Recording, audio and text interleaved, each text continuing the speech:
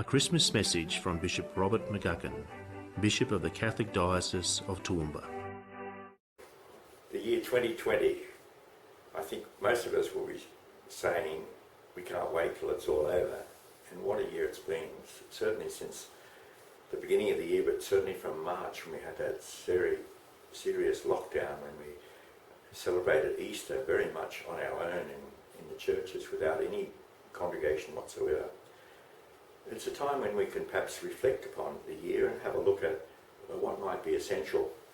Pope Francis, in his latest encyclical, Fratelli Tutti, which talks about humanity that we all share, brothers and sisters, indeed points out that we really should have a look at, and maybe it has been a time when we can look at what's essential and perhaps what's not essential. And I think we can reflect that a lot of things that we might have done in the past really aren't essential and superficial, but relationships with people and our lack of ability to be able to be with people, that's something that we've noticed, I think, more than anything else.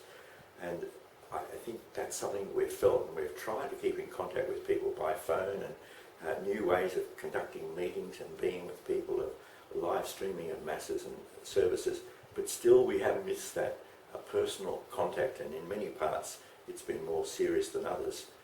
But indeed, the health restrictions have really been there for a purpose. People have thought, oh, we should all be able to come together, but we've got to look at our health requirements. We have to look at also what we regard as the common good. We are members of the local community, we are members of humanity, and we really need to protect the health of other people as well. Indeed, as we've seen an easing of restrictions in this part of the world, it's been wonderful that we've been able to get back together again. But I think at the same time, we've also seen, with outbreaks in certain parts, that borders are closing again, that people have plans for Christmas which have been put into somewhat disarray.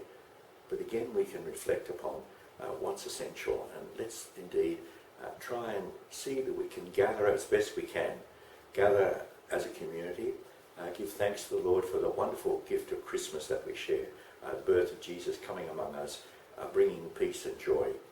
I don't know what your plans were or are for Christmas, and maybe you've had to make some changes over these last few days because of what has happened.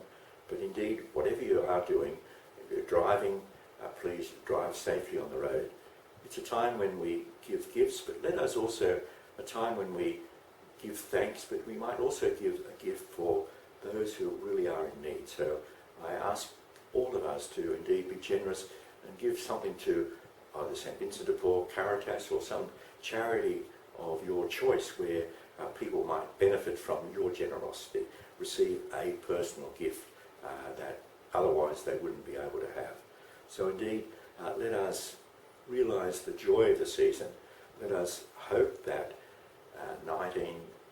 2021 will be a wonderful time for us. We're all working towards, people are working towards vaccine and what have you, but let us indeed give thanks for our health workers, for all those that have really contributed so much for our community in this year. Let us indeed move forward with confidence, with hope and with joy. So at this time of the year, I wish you every peace and joy for Christmas and every blessing for the year 2021. May God bless you all. Thank you. That was a Christmas message from Bishop Robert McGuckin.